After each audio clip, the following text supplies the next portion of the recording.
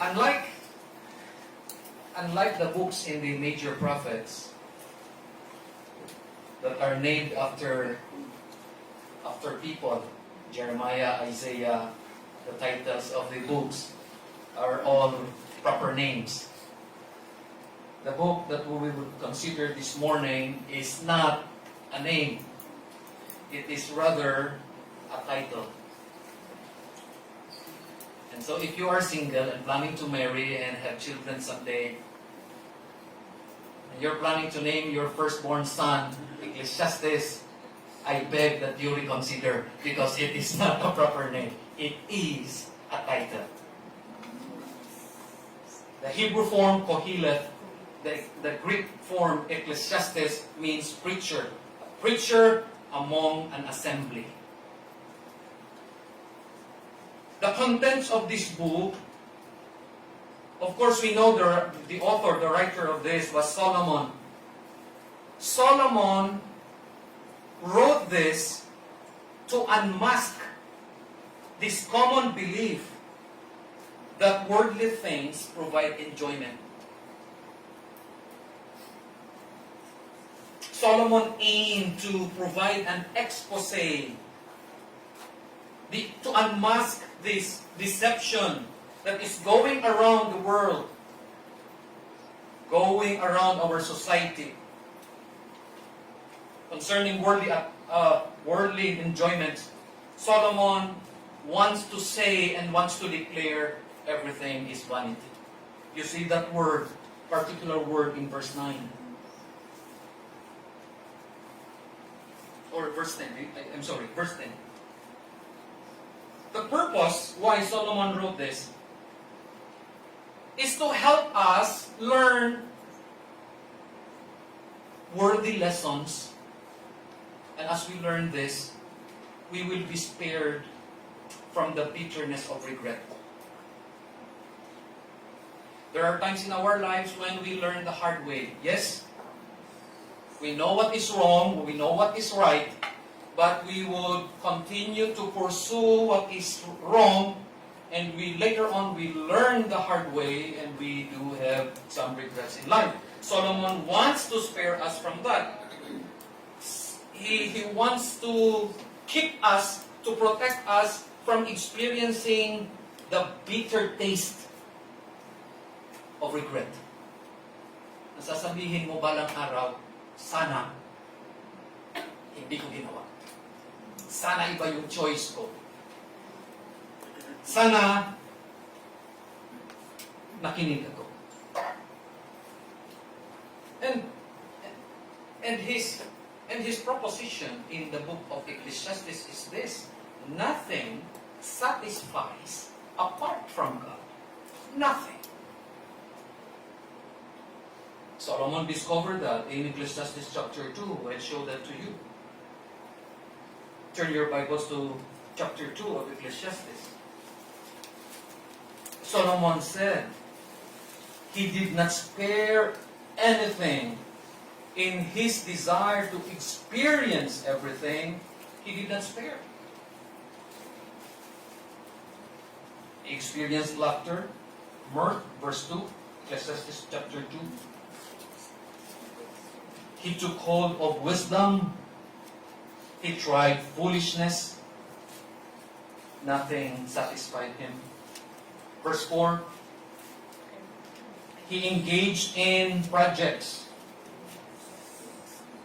construction work.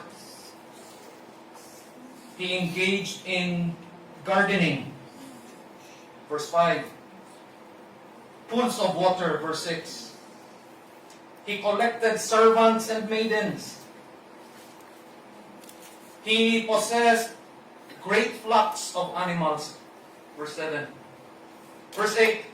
He collected precious metals, treasure, unique treasures, entertainment. Verse 8. Singers. All the delights. He enjoyed greatness, popularity, fame. Verse 9. Said in verse 10, whatsoever mine eyes desired, I kept not from them. everything he experienced.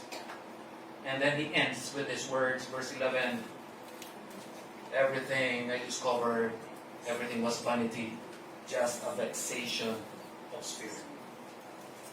There is a seeming contradiction or incongruity in the book of Ecclesiastes.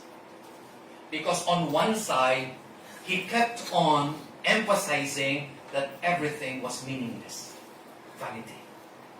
In fact, if you go through the book, maikli lang naman, you can read it in one sitting. The word vanity or vanities occurs 37 times. Meaning, that is one major emphasis in the book of Ecclesiastes. When Solomon declared, everything that I have tried and experienced, and all the enjoyments that I got from the world are actually meaningless. And yet, on the other hand, he encourages each person to pursue joy. Ito yung incongruity, ito yung contradiction. Which is which? Ano ba talaga, kuya? Meaningless bang buhay? Or is it something to live for? Because we can pursue joy. The first pursue joy occurs 7 times. Not as much, not as many as the word vanity, pero yun pa rin ang emphasis niya. Although I did not put the passages here, pero you see that in chapter 2, verses 24 and 25, chapter 3, verses 12 and 13, chapter 5, verses 18 to 20, chapter 7, verse 14, chapter 8, verse 15, chapter 9, verses 7 to 10, and finally our passage for this morning's consideration, chapter 11, verses 7 to chapter 12, verse 1. Over and over, Solomon would tell us, pursue joy. Habulin mo. Pursue happiness. See to it that you are joyful. Make sure that you are happy in life. The word rejoice occurs 6 times. So, this is also one of the emphasis of the book of Ecclesiastes. But as we consider the passage, chapter 11, verses 7 to chapter 12, verse 1, there is a phrase there that would give you and me yung parang magdadalawang isip tayo on how to be happy. And ready for this? Are you ready for this phrase? Look at verse 9, last part. But know that for all these things, God will bring you into judgment.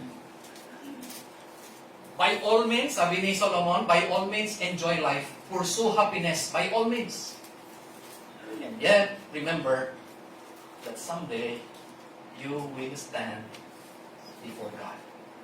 And so, the direction now of the passage that we would want to consider is this. It is not wrong to rejoice. It is not wrong to be happy. It is not wrong to pursue joy. But may it be that in the pleasures of our lives, we have to be circumspect about it. I'm showing you an image of a ship moored to the dock. Ang tawag po itong ano to, sinulid? Hindi. Tali. Ang tawag nito mooring. That keeps the ship nakatali sa pantalan. Why is this important? Because you lose the moorings, the ship would drift away. And Solomon is concerned for every life, for every person in the world and with us today, that if we would not be careful, if we would not be circumspect, we can enjoy life and pursue happiness and joy, and yet we will be driven away from God because we are not attached anymore to our spiritual moorings. Pwede ka mag-enjoy ng buhay mo na malayo ka sa Panginoon Diyos. It is possible that you can pursue happiness in life and yet you become a backslider. That is the direction of our study for today. The word circumspect is a word that we seldom encounter. Actually, in the Bible, it only occurs once. Ephesians chapter 5, verse 15. Sabi dyan, see then, make sure that you walk circumspectly, not as fools, but as wise, redeeming the time, because the days are evil.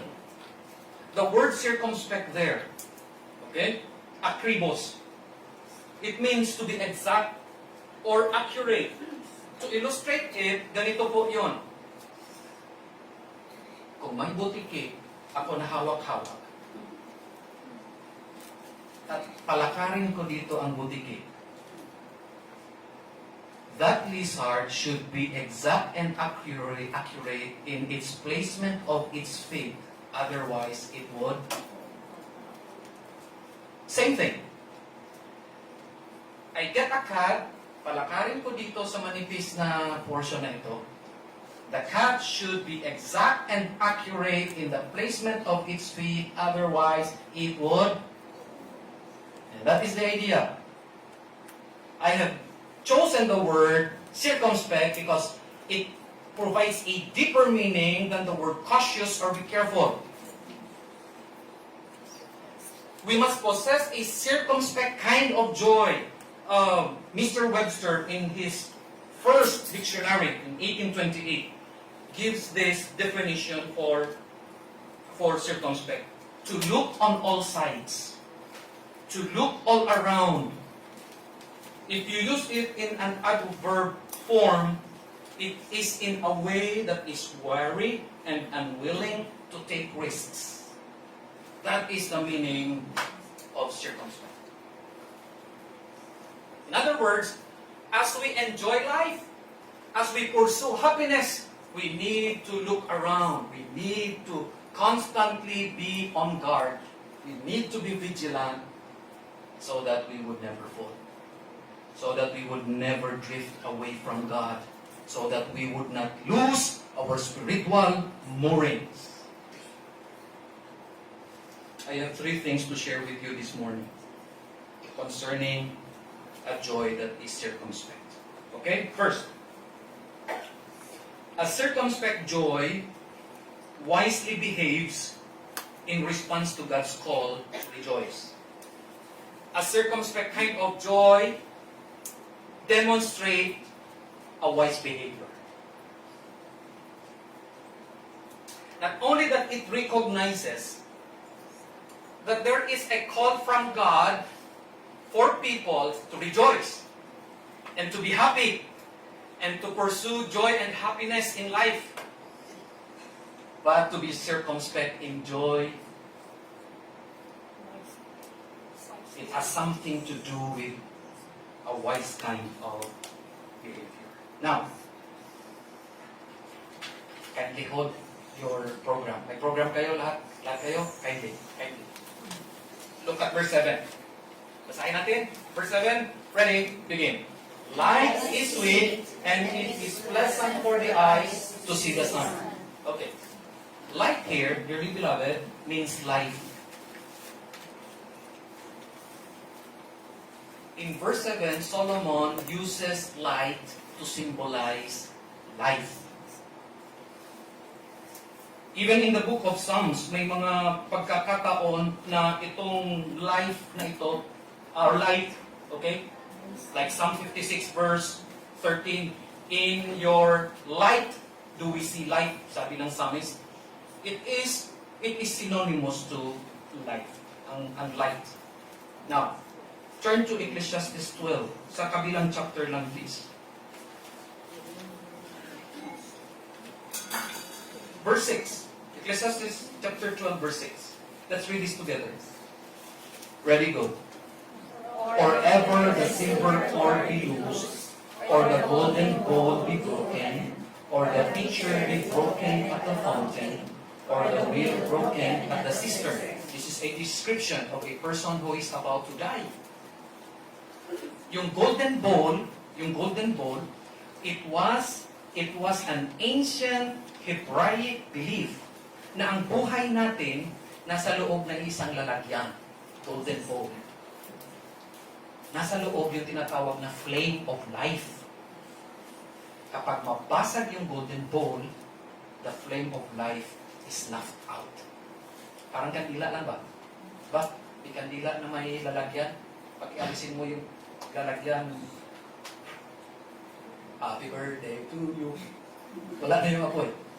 The flame of life is snuffed out.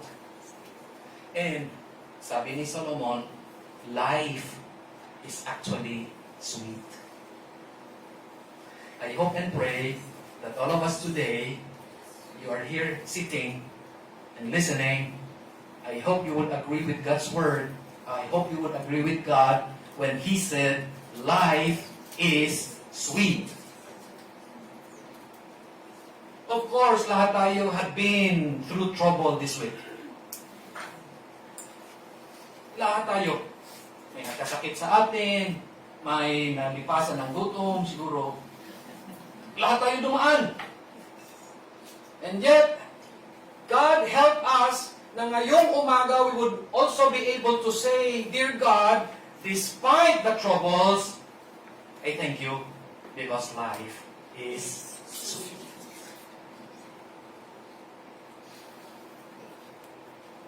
Nag-text yung anak mo, Mama, enrollment na next week. Despite that, you would be able to say, Lord, life is sweet. Inaway ka ng kasama mo sa work. Hindi ka kinikibo, hindi ka pinapansin. Na good morning ka, hindi ka sinagot. Life is sweet. May lagnat ka this week. Nawala yung panlasa mo. Hindi mo maamoy yung niluluto mo. Bumalik yung mga memory nung 2 years ago. Naku. Life is sweet. Now, very clear, God says, life is sweet. Pero, on the other hand, there is another word or phrase na makikita natin sa program natin. Look at verse 11, verse 8. So if a person lives many years, let him rejoice in them all, but let him remember that the days of darkness will be. On one side, life is sweet. On the other side, however, is this certainty that there would be many days of darkness. And here in God's word, the word dark would signify sorrow, grief, old age, and even death. Life is sweet, yes. But there would be many dark days. And it involves sorrow and grief, old age, and death. This is the reality of life. There are mountaintop experiences and there are times when we will be going through deep valleys. That is the reality of life. But God's command for us is this. Find it in verse 8.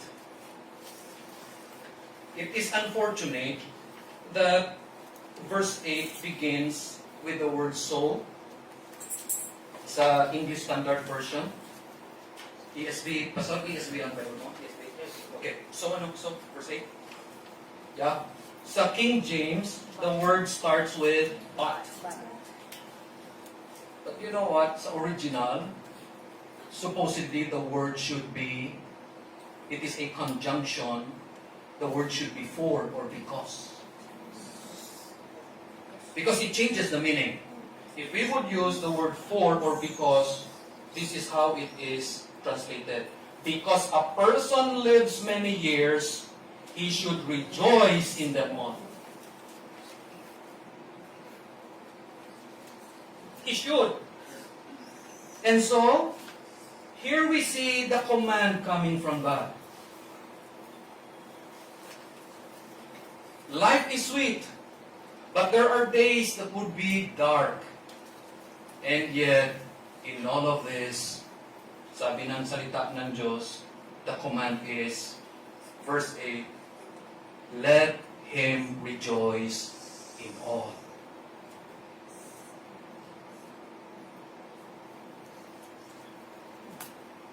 And we need to be circumspect about it. We need to behave wisely as we obey the command of God to rejoice in these different kinds of days. Can you for a short while open your Bibles to chapter 3, Ecclesiastes. This talks about the seasons of life. To everything there is a season, verse 1 says, and a time to every purpose under heaven. What Solomon wants to let us know is that there are events and activities that would always happen in our lives, but there are also appointed time that we must be ready.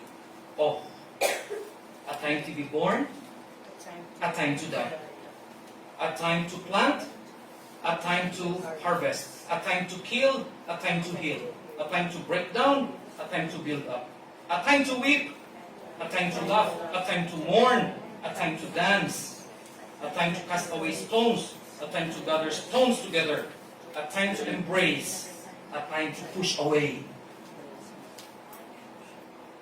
Hindi na natin ituloy hanggang ano yan hanggang verse 8 yan. A time to love, a time to hate, verse 8. But the point is this, in all of these seasons of life,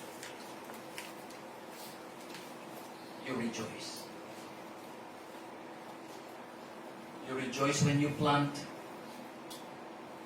when you rejoice when you lose the harvest. You rejoice when you are alive and kicking. You rejoice when you are lying in your sickbed. You rejoice in your abundance. You rejoice in your want and need. God wants us to rejoice always. It should be a circumspect kind of joy na hindi mo pipiliin, na sasabihin mo sa Panginoon, Lord, as long na okay ako, at malusog ako, at may pera ako, nandyan ako sa iyo. Pero kung may problema ako, Lord, at walang-wala ako, goodbye for now. Balikan lang kita later.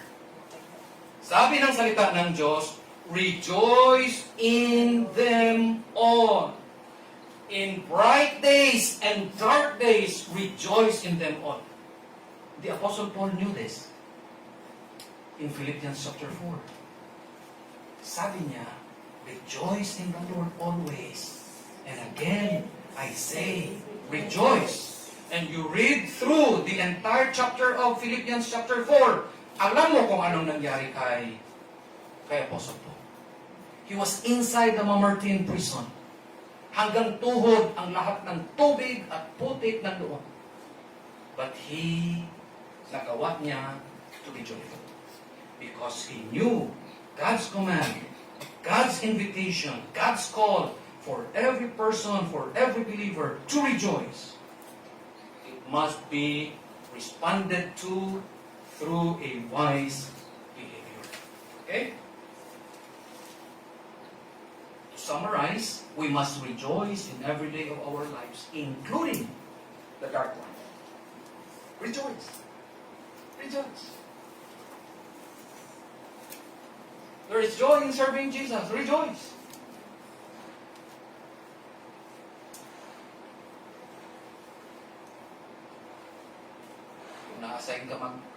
Kung na-assign ka sa kusina, rejoice kung may laman ng LPG.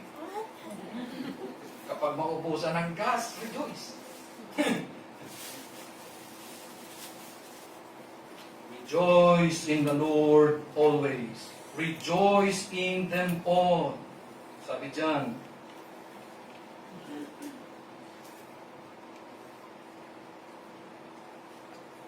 Through all our years, through all our life, we must rejoice in every kind of day that God allows us to experience. Second thing, A circumspect joy promptly obeys God's command to prepare.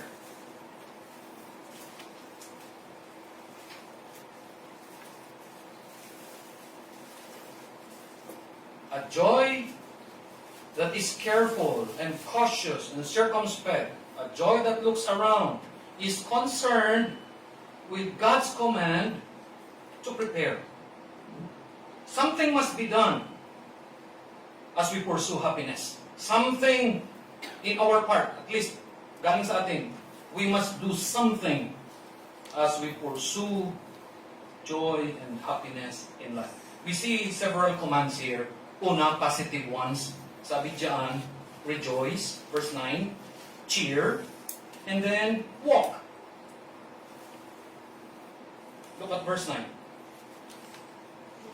Inutos talaga ng Diyos, rejoice. Let your heart cheer you. And then, walk in the ways of your heart.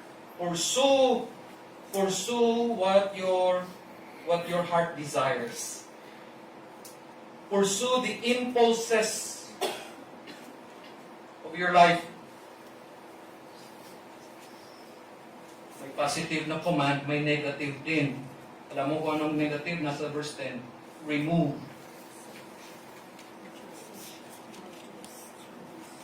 May gagawin ka positively, may gagawin ka negatively. And the negative is to remove. Ano ang alisin mo? Sabi sa verse 10, remove vexation, resentment, negative attitudes, negative emotions. Remove it from your heart. Mahalaga pala yun. As you pursue life, as you pursue happiness, as you try to be joyful, mahalaga na alisin mo yung mga negative attitude, negative emotions. Kasi kahit anong paghabol mo sa happiness sa buhay, kung ang puso mo puno ng negative emotions, walang mangyayari.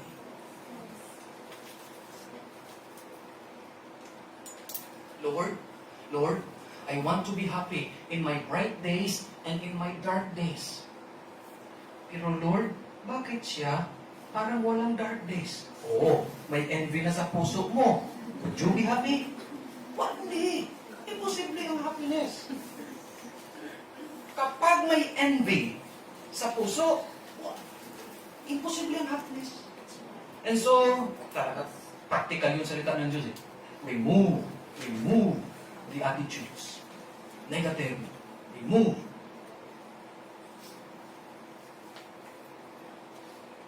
You try to be happy and yet you are nursing hatred sa puso mo. You would never be genuinely happy.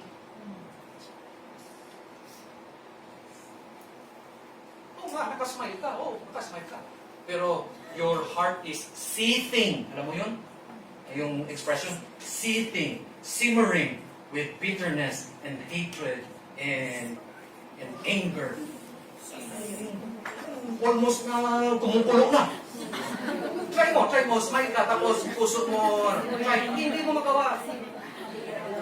Ngiting aso ang labas. Yung kalahati, alam mo yun? You would never be able to do it. Not only that, ano pa? Put away pain from your body. What does it mean? Not only that you remove negative attitudes, feelings, emotions, but you also have to do away with things pertaining to your physical body that might harm and hurt it someday.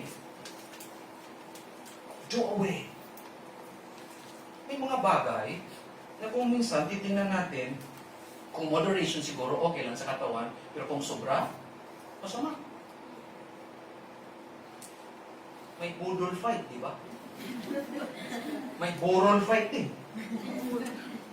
Pork chop na lang lahat, walang kanin.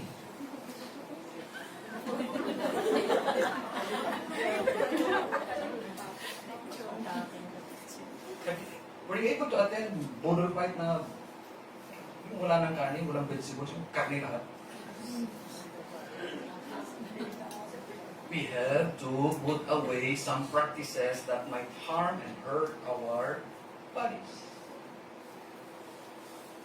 our bodies need at least 6 hours of sleep. Matulog ka ng 2 oras kada araw lang would harm your body. Kahit anong pursue mo ng happiness, it would never be possible. Why? Because bibigay ang katawan mo para na.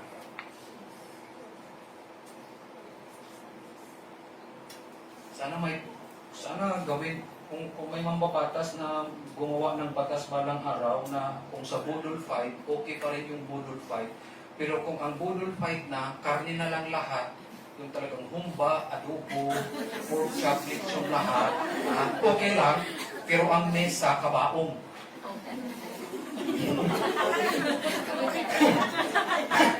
Para pa rin mind sila na habang kumakain sila, nako, hindi tayo mag-iingat, papasok tayo dito. Look at this, look at this. Ano sabi ng verse 9? Know that for all these things, God will bring you into judgment. And so, to be circumspect in our pursuit of happiness and joy, we need to prepare for old age and the judgment, coming judgment. We will all fix that.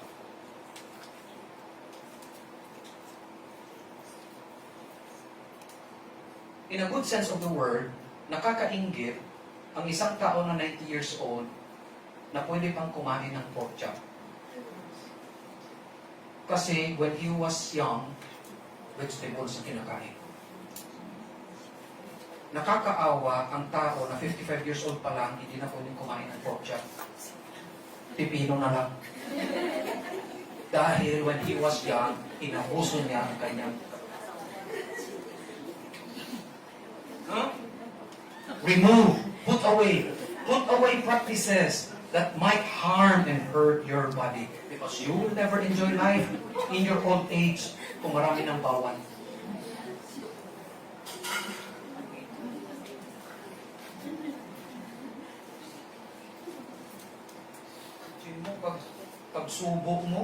Pagsubo mo, hindi natuloy. Itiwan mo muna yung ulam. Lalagay ka muna dito ng epicacent oil kasi parang nag-lock yung ito, parang nag-lock gout.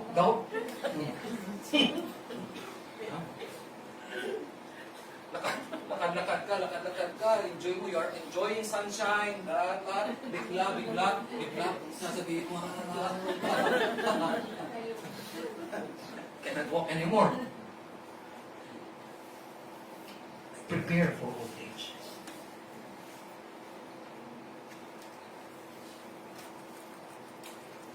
All of us will grow old someday. All of us. We owe it to our grandchildren that when they spend time with us, they would enjoy every moment they have with us. Because we are jolly old people. Ayaw kong tumira sa bahay ng lolo at lola ko kung masungit. At ang nagpasungit sa kanya yung rayuma niya. Because he was not careful when he was young.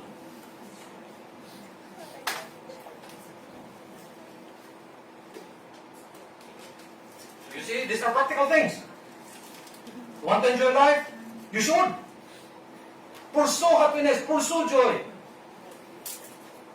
But prepare for old age and prepare for the coming judgment. We may have friends here who are not yet sure of their relationship with the Lord Jesus Christ. I need to remind you, all of us would stand before God someday in judgment. And someday, He will have the book of life opened. Hahanapin ang pangalan mo at ang pangalan ko kung nakasulat to. Sabi ng salita ng Diyos, if your name is found in the book of life,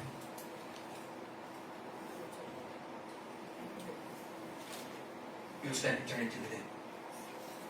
But if your name is not found in the book of life, the other destination for you is the lake of fire, where you will spend eternity. I plead with you this morning, put your faith in the Lord Jesus Christ while you are still young. young. Because someday when you are old, you may not find the time anymore to do it.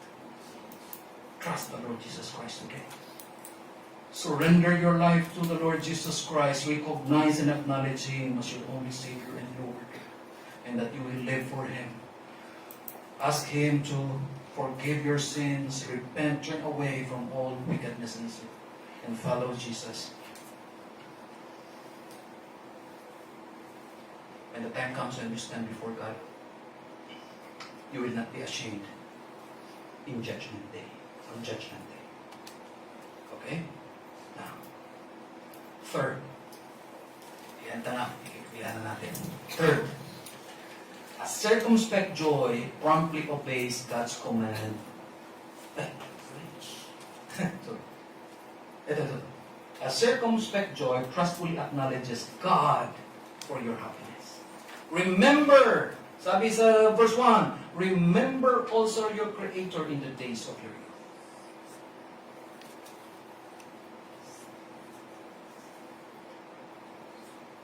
A circumspect joy trustfully acknowledges God for your happiness.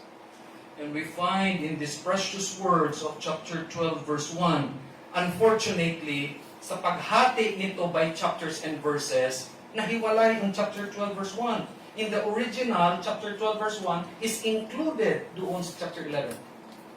Buo. These precious words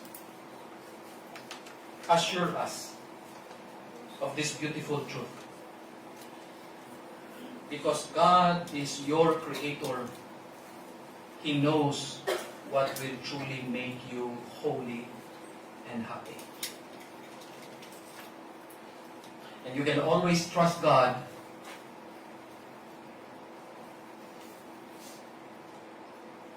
to make you happy because He knows how to do it. I need to include the word holy kasi mga kapatid, in the world where we are living right now, more emphasis is being placed on the word at hindi na dito. But for us Christians, it is possible to be both happy and holy at the same time. So it means that we need to be cautious, to be circumspect, even in our leisure and entertainment.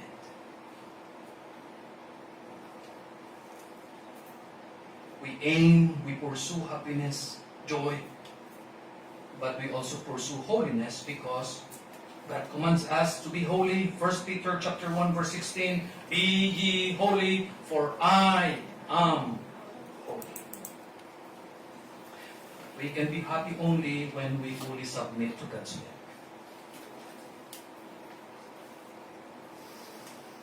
We submit to God's will. And sometimes, in our lives, alam natin ito, sometimes, God's will is different, completely, 180-degree different from what we want for ourselves. May mga plano tayo, yes. We have aspirations in life, yes. We have dreams. But there are times when God's will is completely different from what we want.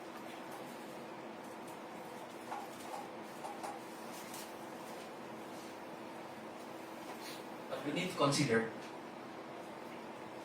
there is happiness in obeying the will of God. There is always happiness and joy. There is always.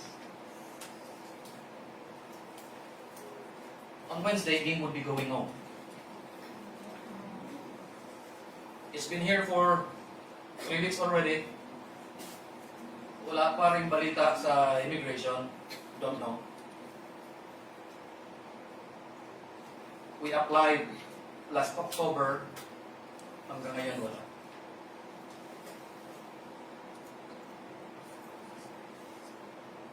Bukas punta kami ng immigration. And what excites me, what excites us, this might be the affirmation of what we have been praying for. It will either go either way. Listen to this. God's will may be that He will give king to you, or that He will take me away from you. Here, and He has been sustaining our family. Pero mahirap. Everything to the Lord. But I assure you, there is happiness and joy in obeying God's will. Saan man tayo dali ng Panginoon, there is happiness and joy. Okay? Now, to conclude, is your joy moored in God?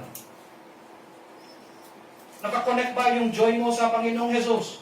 Nakatalik ba?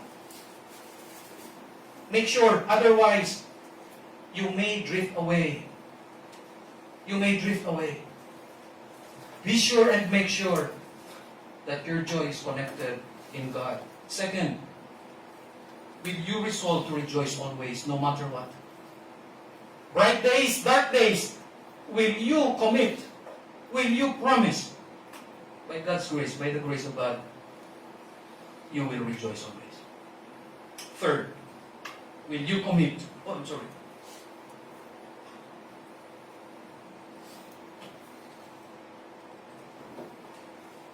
Will you commit to possess a kind of joy that is both cautious and careful and circumspect, a kind of joy that looks around?